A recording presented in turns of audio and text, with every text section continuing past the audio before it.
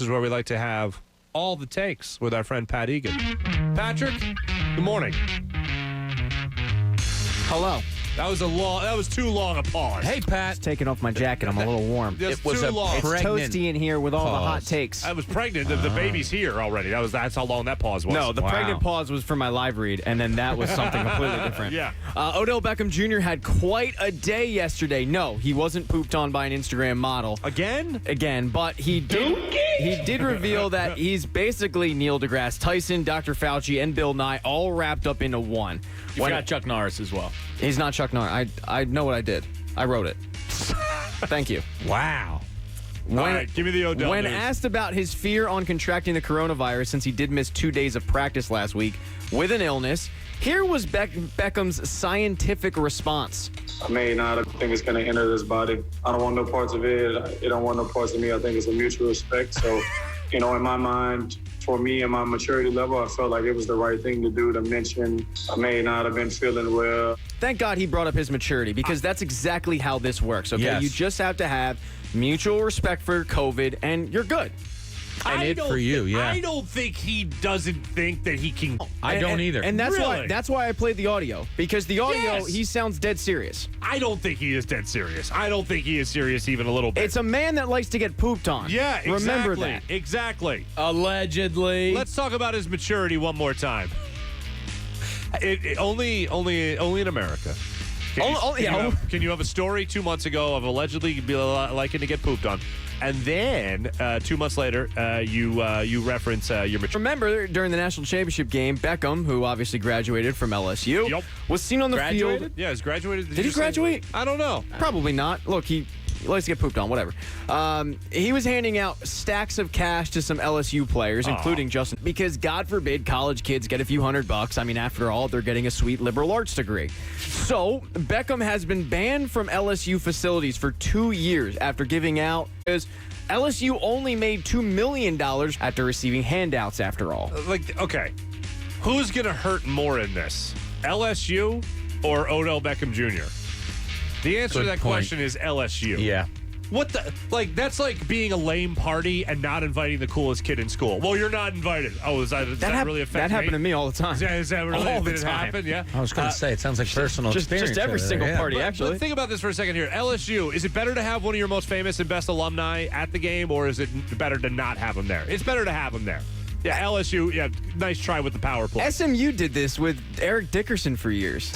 It's just It was like, dumb. you're SMU. It's dumb. Now, they're good now, but back then it was like, what are you doing? My take on this is that it's dumb. Let's stick with LSU for a second, all right? Head coach Ed Orgeron has had quite a year, all right? He kicked off 2020 with a national championship. In April, he looked at his wife and said, I'm a national championship coach. You're a New Mexico Bowl wife. Kick rocks. And the two were divorced. LSU is currently ranked 17th with a 1-1 record, and some may argue it has to do with COVID. Some may argue it's lack of talent from a graduating class. I'll argue it's because of Ed Orgeron banging his way through Baton Rouge as he's clearly leveled up. So if you head on over to our Twitter account. Oh, what do you have on our Twitter account? At 975 Mornings, there's a pic of Ed Orgeron, who isn't a good-looking guy at all. But he's pictured in bed with a much hotter, younger woman. But I ain't going to get mad. I'm just going to tip my hat to old Eddie. What's on our Twitter account? It's a picture of Ed Orgeron. What is he in bed with the lady? Yeah. It's PC. Hey, lady, want to go back? It's really just to see. It's really just to see how attractive she is compared to him. Yeah, but he's a football coach. Well, and that's my point. The point is, he's not just a football coach. He's a national championship football coach. With a voice, yes, that sounds like Farmer Fran from Waterboy. And it's amazing what happens when you get that ring of a national champion. You get women that look like that. But good on Eddie. I'm not gonna hate. Local story, and we'll stick with college. Okay. Penn State basketball coach Pat Chambers resigned, and it's understandable that he was allowed to resign. After all, he had a stellar 148-150 record in 9 seasons with Penn State, which featured an impressive 3 winning seasons. Chambers is resigning because of an internal investigation following former players' complaints regarding comments Chambers made. What are we doing here? What's happening? Yeah, yeah. What the hell? What is it, Chambers? What Pat has a disdain for... Do you want me to repeat Run the story on the bad coach that was allowed to resign and wasn't fired because he's not a good coach? I don't understand why this is allowed so often in sports.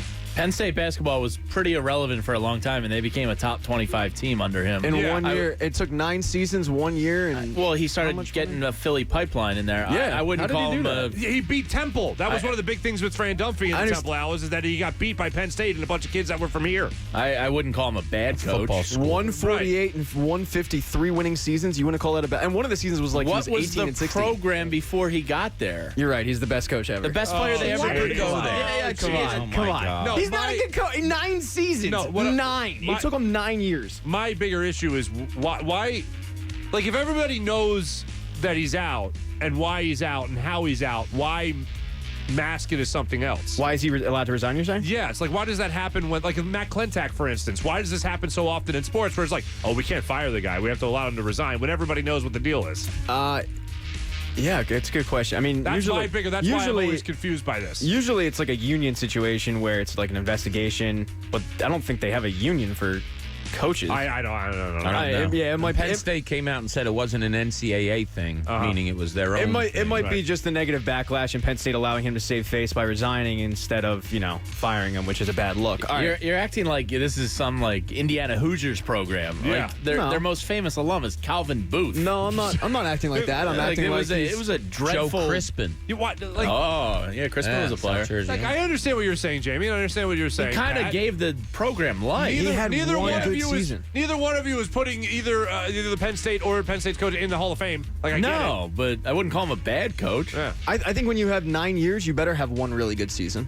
You better to build a program. 9 years. You know what? Absolutely. This is 1,000% Temple bias. This is way too much Penn State basketball. And that is why we'll move on to the NFL. Well, they got good coach Philadelphia. Boom. End of story. Antonio Brown is scheduled to be reinstated after Week 8, according to our buddy Adam Schefter. The Seahawks are favored to sign the former All-Pro. Although they're not alone, would you have interest? I would have interest. I believe the what's happening off the field is pending still. His off-the-field legal issues are pending. And Pete Carroll said yesterday that, we're going to do our due diligence. It's in the early stages, and we're going to do every ounce of research that we can possibly do, investigation to the fullest and all that.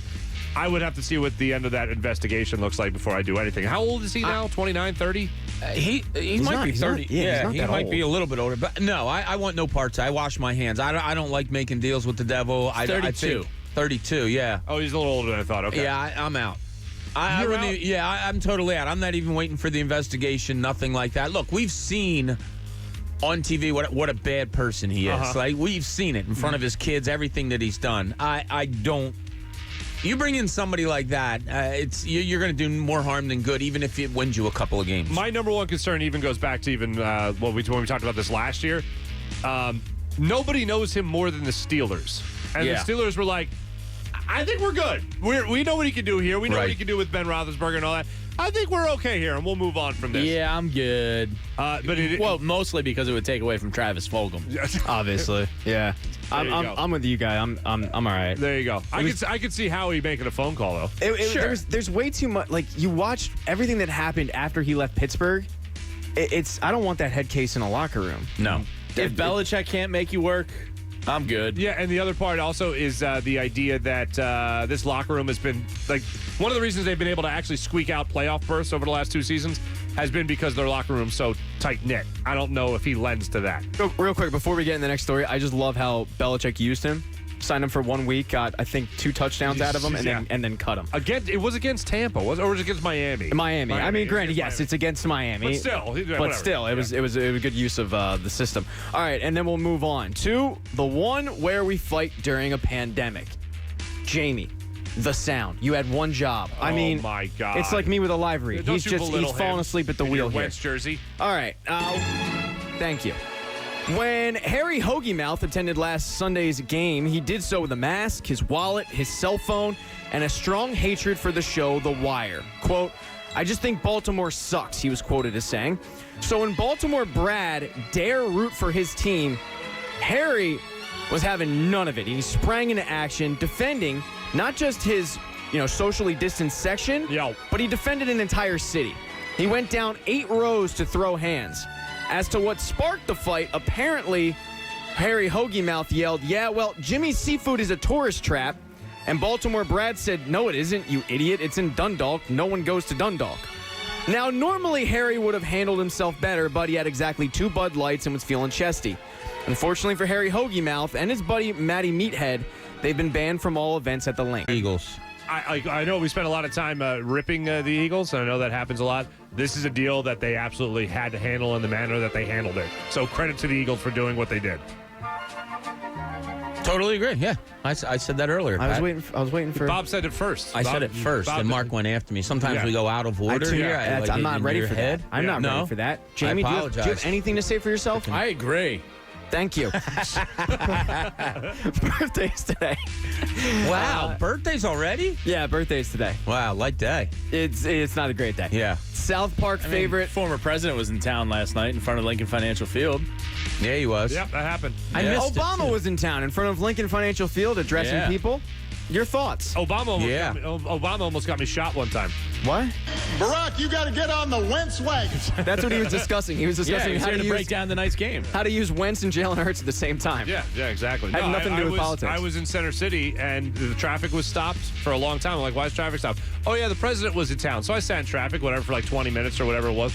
And there was a cop waving people over Broad Street. Not up Broad Street, but over Broad Street. And I had to make a left on Broad Street. And the cop, I signaled to the cop. I was like, can I make a left here? He's like, oh, yeah, come up here. So I make a left, and then I go around City Hall, and some other cop started yelling at me. A female cop said, she yelled, and I just stopped the car because the cop was yelling at me. And I rolled up my window and said, what's up, officer? She goes, you follow the president, you're going to get shot. And I go, what? And apparently the motorcade, she goes, the motorcade's a block ahead of you. Ah. And I was like, I didn't know the cop over there told me I could come up here. What happened? And she's just like, just stop right here for a minute or two. And I go, yeah, you got it. And I look down, there's like 5 red dots on my chest. I'm like, what the hell's that about? But yeah. Are you serious about the red dots? No, I'm not at all serious about the red dots. Okay, because you took it to a place. It's real. Tell me about the Jungle Book. Louis Primo's. Birthdays today. Yes, birthdays. We go from one cartoon to another. South Park's favorite, Brian Boitano, celebrates a birthday today. What would Brian Boitano do? I ask myself every day. If he were here right now. That's actually Bob's. Probably kick an ass or two. That's what Brian Boitano would do. That's actually Bob's first thought when he wakes up was, what was Brian Boitano do? And then it's, what is my positive take of today? That's good. One of the great sports names ever, Ron Tugnut. Ron Tugnut. The Tugger. Definitely. Was he the goalie in the 5 overtime game? I believe he was, right? Oh, it might have been, or was it? Yeah, it wasn't Kenny Reggett. It might have been Tugnut. I thought it was Tugnut who let in that goal from Keith Primo. I feel like if it was Tugnut, I'd just automatically remember it and be like, oh, yeah, it's totally Tugnut. Well, let's check it out. Yeah, If only there was Bing.com. Yeah.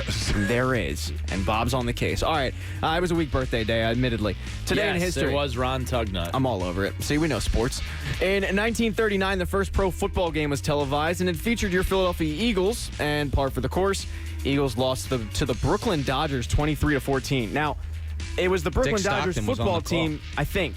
It might have been. I don't know how bad this 1939 Eagles team was. They might have been so bad they lost to a baseball team, but it was at Ebbets Field. Maybe. It was at Ebbets Field. I knew that. I got nothing on that 1939 game, you said? 1939. What a year. Well, it was a good year. The Depression was still kind of going on. Yeah, I think the Yankees won the World Series against the Reds. That's a good bet. My dad graduated from high school. Oh, look at that. That's a beautiful day in history. Swear to God. My dad graduated high school in 1939, college in 43. A gallon of gas was 19 cents in 1939. Those were the days. And I think... which was high back then. It was the equivalent of $3.49 in today's economy. And I think minimum wage was the same as it is today. All right, anyway. In 2008, the Phillies... Let's see if we can get some good names off of that 1939 Eagles roster. Yeah, what do you got? You look them up. I got it. Greasy Neal, was he the coach? Davey O'Brien was on that team. That's always minimum wage Davey. in 1939, 30 cents an hour. That's about it was instituted in 1938, a federal minimum wage. Yeah, that's about what we get paid. I was going to say, for all the kids that want to get in the radio, that's still applied. That's still the minimum wage. In 2008, the Phillies took Game 1 of the World Series. Cole Hamels got the win. Brad Lidge closed the door. October was fun. I was a sophomore in college. Elmer Kohlberg was on that team. It was a simpler 22. time. Very nice. Yeah, those are the days. All right, anyway, in 2012, Lance Armstrong was stripped of his 7 Tour de France medals. You know, wow. I don't know if I've ever not cared about an athlete that everyone seems to care about more so than I don't care about Lance Armstrong. The only time I cared about him was when he was dating Sheryl Crow. because I thought she was way too good for him. What? I never looked at Sheryl Crow No. like, wow, Sheryl You know, Crow. no, I'm just kidding around. You were a Sheryl Crow guy? Are a Sheryl Crow guy? No, it's just No, he I'm is, not talking about her music. I'm I talking totally, about Bobby- I totally agree with you about his insignificance. People have like all I these- never yeah. cared about. I never even watched the documentary on him. And I Documentary's know really good. I heard it was really good. I don't care enough to watch it. Yeah, but I think you touched on a bigger issue. It's the Sheryl Crow love, because I've heard you many times walk out of this building saying, I just want to soak up the sun. I like a good beer buzz early in the morning is more appropriate. Yeah. Yeah, documentary is great though. Seriously, you should check it out. It's, Okay. it's really, really well done. I'm in. But I'm with you guys, and that is. Do we have something else? No, we don't. That is all the time. Mark Farzetta with Bob Cooney and Jamie Lynch. Mornings on 97.5 The Fanatic. Philadelphia.